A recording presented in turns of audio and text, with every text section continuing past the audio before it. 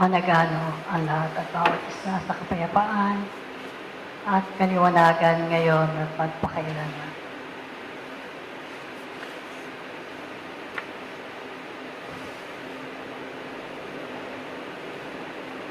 Isang magandang panahon ng haring araw ay sumisilay at nagsasabog ng kanyang liwanag sa lahat ng dako ng daigdig. Isang pag-asa at pagpapatuloy ng bawat isa upang kanyang gampanin ang dakilang tungkuling nakapataw sa kanyang mga balikat. At dito'y mapasimulan ang pag-uukol hindi lamang sa laman, kundi gayon din ng pag-uukol sa kanyang kaluluwa.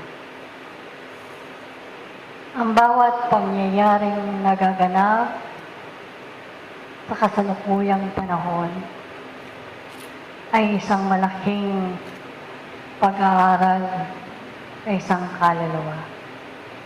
Lalong higit kayong mag-aaral ng panahong nakatutuklas ng katotohanan ng buhay at nakababatid ng simulay ng Espiritu mismo.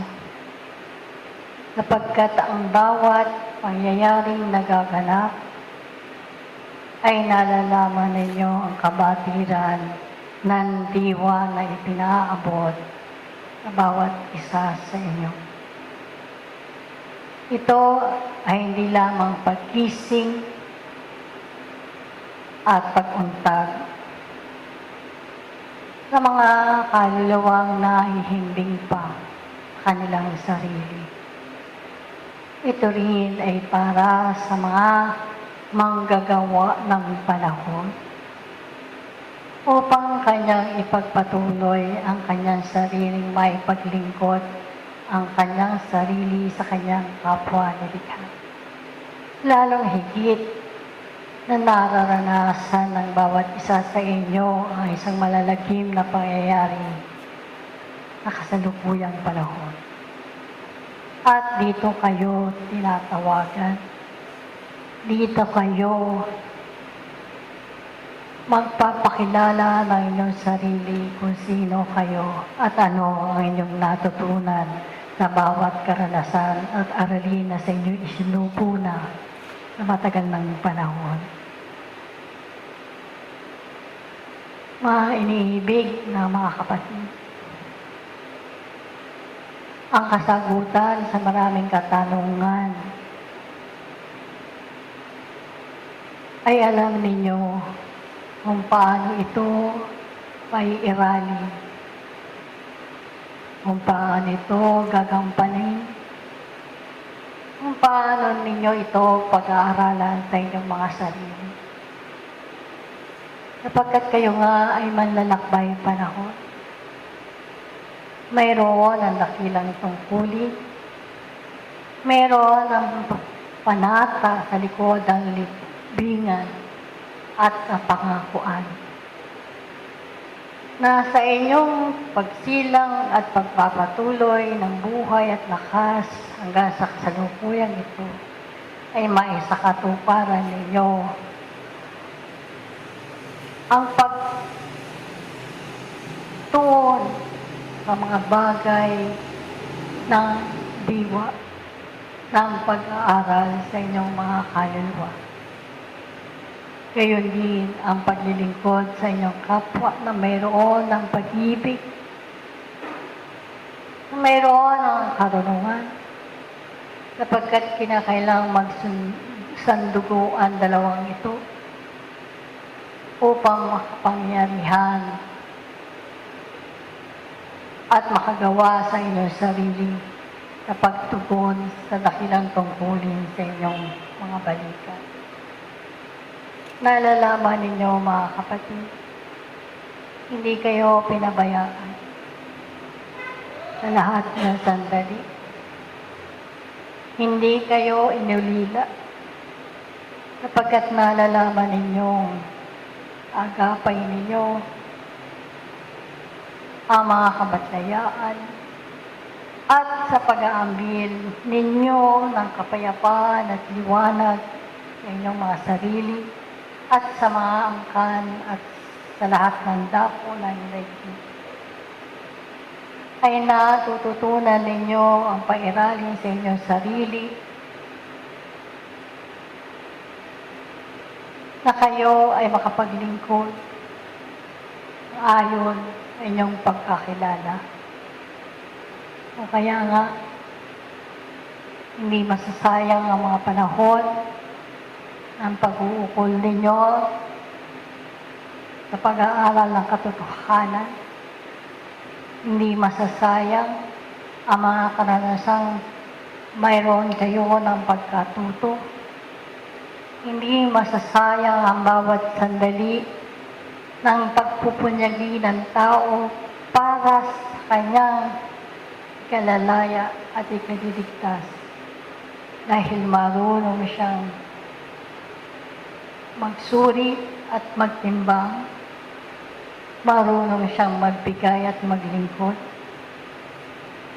at maging kaagapay ng kanyang kapwa, higit sa mga panahon ng pangangailangan. O kaya nga, anuman ang dumating sa inyo, ang mga susunod pang panahon, ay lagi ninyo iambil ang kapayapaan at liwanag.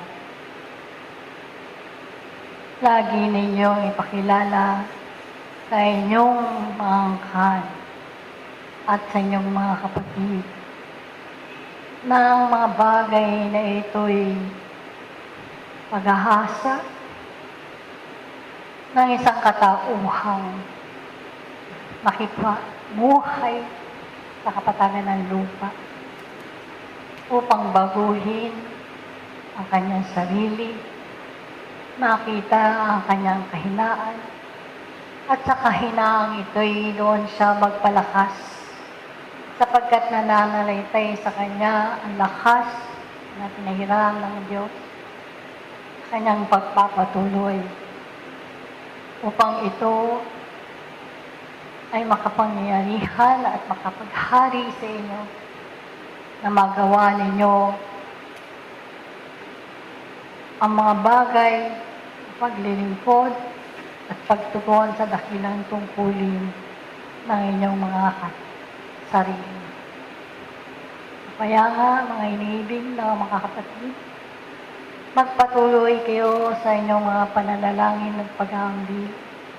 Ang pananalangin mayroon ng paggawa, ang pananampalatayang mayroon ng gawa, ang pag-ibig na mayroon ng gawa at habag sa inyong mga kapwa, na hindi umuuri at hindi naghihintay na anumang kapalit. Ang lahat ng niya alam ninyo ang katugunan upang magbalik sa inyo ng mabuti at mayroon ng pagpapatuloy pa sa inyong mga paghakbang sa lupang ito. Asain ninyo ang inyong mga sarili upang tumalim at makapagpatuloy kayo na maihanda pa ang mga daan na inyong patutunguhan upang magbinhi kayo at magsabog ng mga munting butil na mustasa ng pananampalataya sa inyong mga kapwa upang sila rin ay magising at maipakilala ninyo ang katotohanang inilalawit ng mga langit ay para sa kanyang kaluluwa upang siya makapagpatuloy na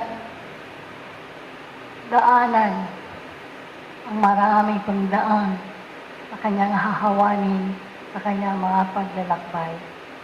Ngayon, hindi kayo titigil sa inyong mga pag-aaral. Hindi kayo titigil sa inyong mga paggawa sapagkat ang paggawa ay pananampalataya, ang paggawa ay buhay, ang paggawa ay paglilingkod. At dito nyo makikilala kung gaano na kayo kauusad sa buhay na ito. O kaya nga,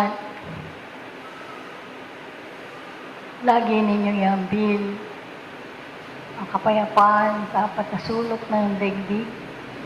At kung nababalisa pa rin kayo